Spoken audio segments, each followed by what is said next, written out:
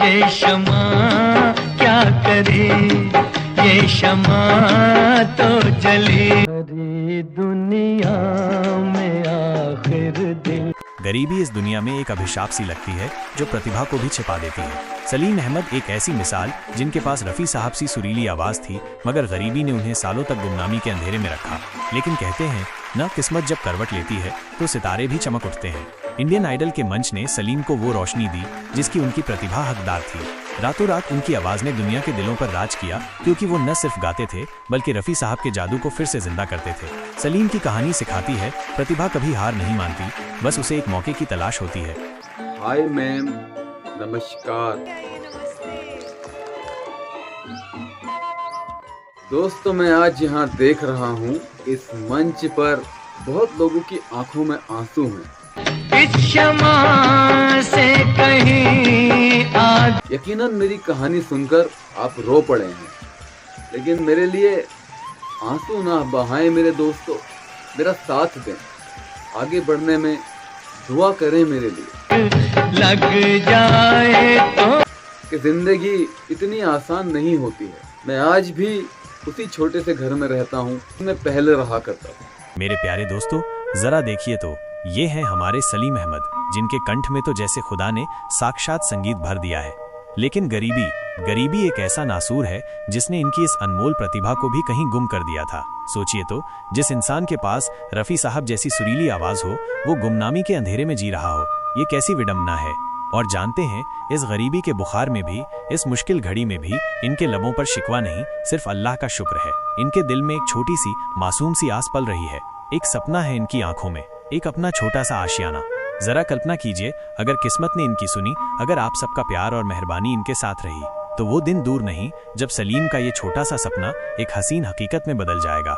इन्हें और कुछ नहीं चाहिए दोस्तों, बस आपका थोड़ा सा साथ, आपका थोड़ा सा सपोर्ट, क्योंकि आपका एक छोटा सा सहारा इनकी पूरी जिंदगी को रोशन कर सकता है।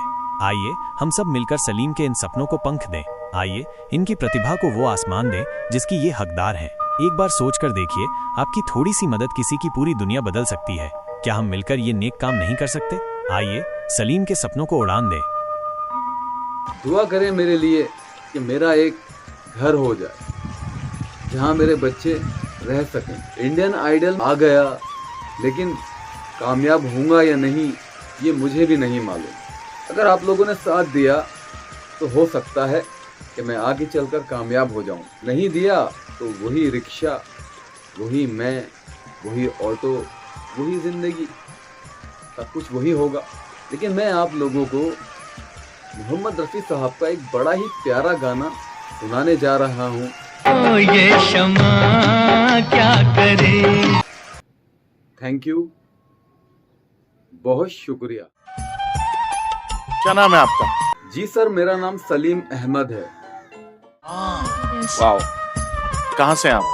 सर मैं उत्तराखंड के एक छोटे से शहर हल्द्वानी का रहने वाला हूँ। हल्द्वानी जो कि हिंदू मुस्लिम एकता के लिए जाना जाता है, और वहाँ पर सभी एक दूसरे के साथ बड़े प्यार और सद्भावना के साथ रहते हैं। मैं भी वहीं का रहने वाला हूँ। अरे वाह, बिल्कुल बिल्कुल। आप करते क्या हैं?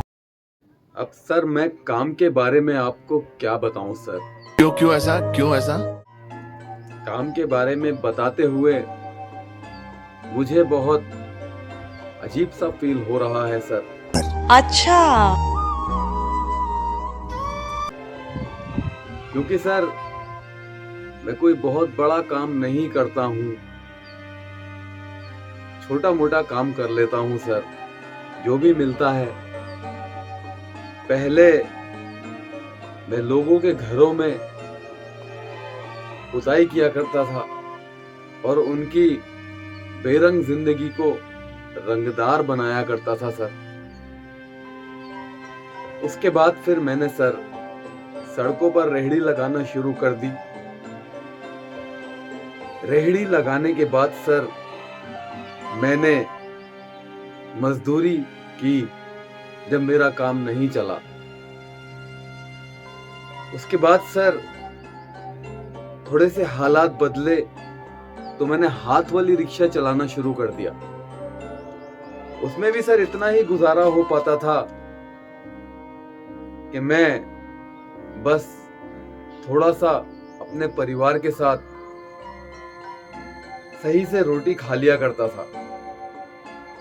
कोई भी ऐसा जरिया इसके अलावा नहीं था कि जिससे मैं आप यहाँ क्या करने आए हैं?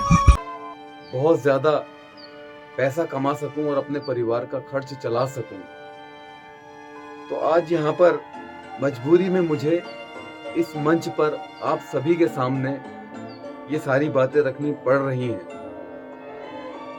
लेकिन मेरे शहर के लोग मुझसे कहते थे कि सलीम भाई तुम्हारी आवाज बहुत अच्छी है। जब मैं गली में खड़े होकर गाना गाता था सर, तो मुझे थोड़ा बहुत इनाम मिल जाया करता था।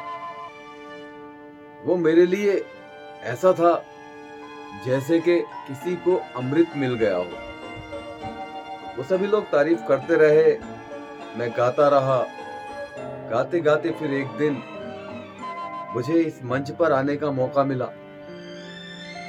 और फिर जब मैं पहली बार इस मंच पर आया सर, तो मेरे पास यहाँ आने तक के लिए पैसे नहीं थे।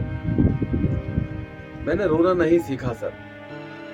इतने भी मुश्किलें आ गई मेरी जिंदगी में, मैं कभी हार नहीं माना। मैं चलता ही रहा, चलता ही रहा, चलता ही रहा। और सही इंसान वही है जो कभी हार नहीं माने और चलता ही रहे। मोहम्मद रफी साहब के गाने गाता था। गाते गाते इतना फेमस हो गया कि मुझे यहाँ आने का मौका मिला। और आज आप सभी लोगों के सामने खड़ा हूँ और इतनी इज्जत आप लोग मुझे दे रहे हैं, मैं इसके लिए सभी का शुक्रगुजार हूँ। मेरे गुरु मोहम्मद रफी साहब, जिन्हें मैंने कभी नहीं देखा, बस उनके गाने अच्छे लगते रहे, गाता रहा, गाता रहा। सुबह उठकर रिक्शा चलाने जाता था तो रियाज करता था जंगल में बैठकर। रात को सोने से पहले सब सो जाया करते थे, मैं गाया करता था रेल की पटरी पर बैठकर। मुझे नहीं मालूम था कि एक दिन ये गाना मेरे लिए वरदान बन जाएगा। और आज वही हुआ। देख लीजिए ना, आप सबके सामने बैठा हूं और इतनी इज्जत मिल रही है। वो इंसान जो घरों में पुताई किया करता था, जो ऑटो चलाया करता था और जो रिक्शा चलाया करता है, जिसने अपने हाथों से न जाने कितने लोगों की टूटी हुई छतों की मरम्मत की है, आज वो आपके सामने खड़ा हुआ है। ये किस्मत नहीं तो और क्या है। मैं बहुत शुक्रगुजार हूं आप लोगों का।